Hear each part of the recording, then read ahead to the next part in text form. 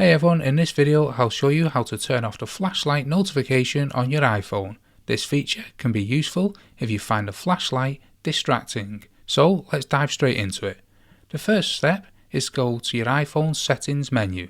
Locate the settings app on the home screen of your iPhone and let's tap onto it. Next, let's scroll down until you find accessibility. Then let's tap into that. Within the accessibility section, continue scrolling down until you see the audio visual, and then let's tap onto that. Now scroll all the way down to the bottom of the page where you'll find a section labelled LED flashlight for alerts. By default it's turned on and appears green. You'll want to turn it off. Simply tap on the toggle to switch it to the position indicated by black.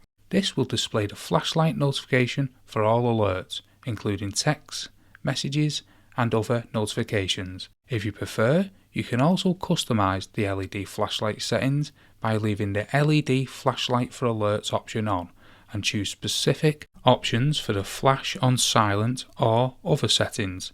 That's it. Following these steps will turn off the flashlight notification on your iPhone.